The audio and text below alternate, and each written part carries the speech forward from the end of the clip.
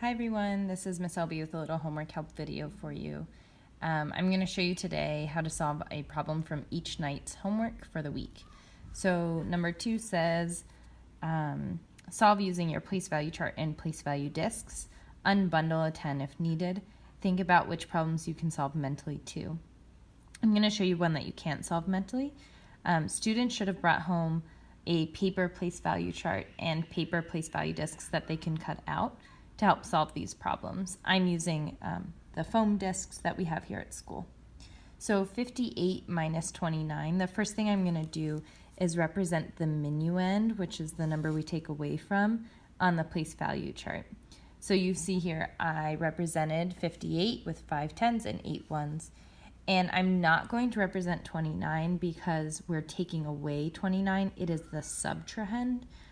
It's the number we're taking away. So I'm not going to show that on my place value chart. It's the amount I'm going to take away. So I'm asking myself first, can I take away 9 ones?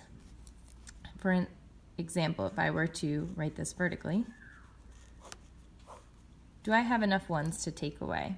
The answer is no.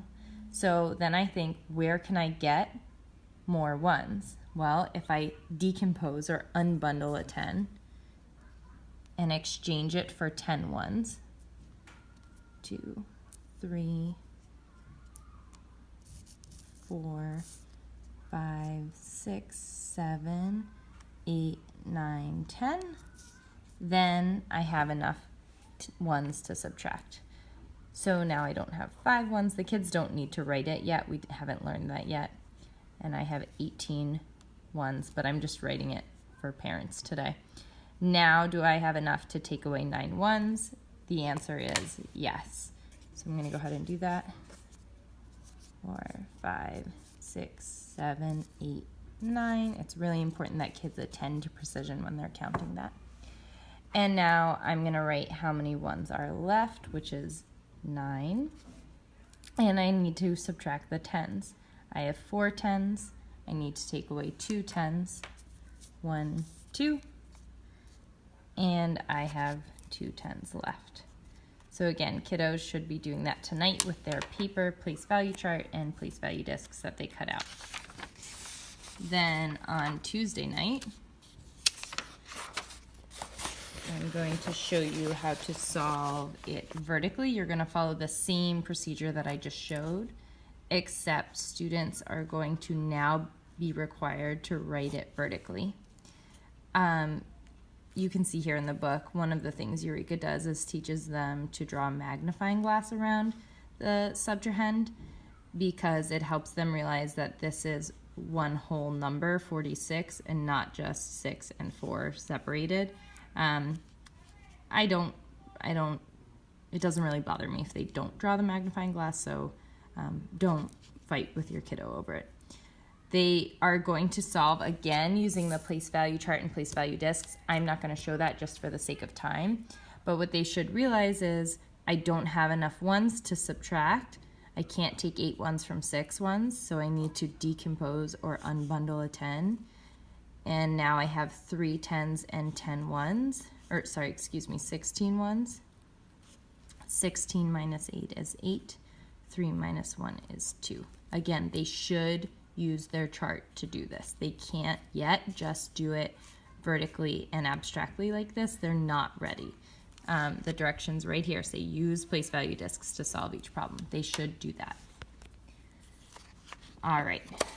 Then on Wednesday, students will, sorry, I just want to make sure I didn't skip one. Oops, I did. Okay. On Wednesday, students are now drawing the place value chart instead of using the actual chips. So it says draw a place value chart and chips to model each problem. Show how you change 1 10 for 10 ones when necessary. So if I did 47 minus 24, I'm also drawing the place value chart, just like we did last week when we were adding, with hundreds, tens, and ones. And then I'm just modeling the subtrahend, which has 4 tens and 7 ones.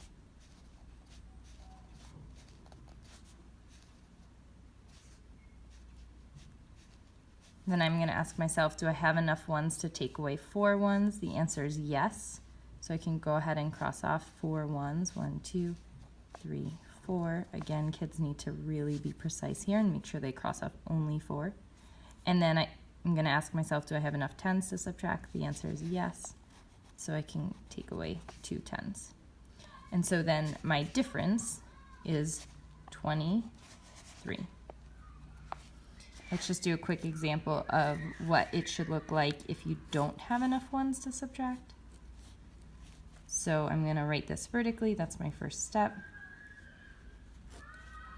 And I'm going to model just the subtrahend right here, 51, on my place value chart.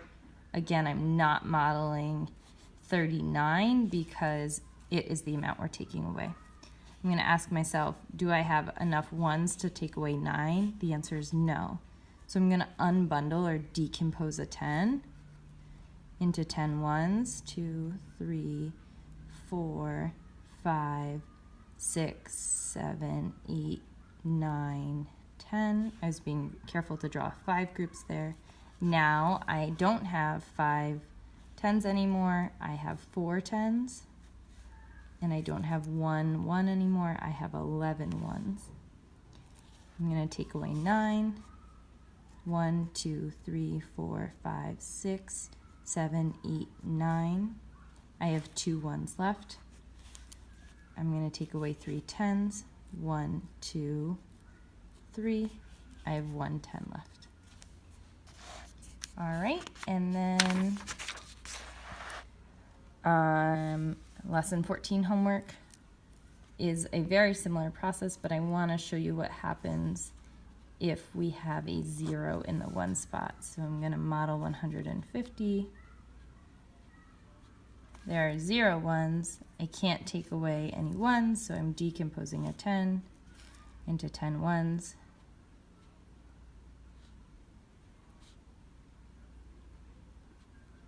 Now I don't have 5 10s anymore. I have 4 10s and I have 10 ones. Now I can take away 6. 1, 2, 3, 4, 5, 6. I have 4 ones left. I can take away 3 10s. 1, 2, 3. I have 1 10 left and I have 100 left. Also, I just want to point out on the back of this lesson 14 homework, there's a spot that says solve the following problems without a place value chart. I think that's baloney. Kids should definitely draw a place value chart to solve these, unless you have a kid that's working super abstract and like is not having a problem. Just definitely have them draw a place value chart anyway. I don't think that we are ready to do these problems abstractly quite yet. I mean, you know your kid, but try to have them draw those place value charts. Thanks. Please reach out if you have any questions.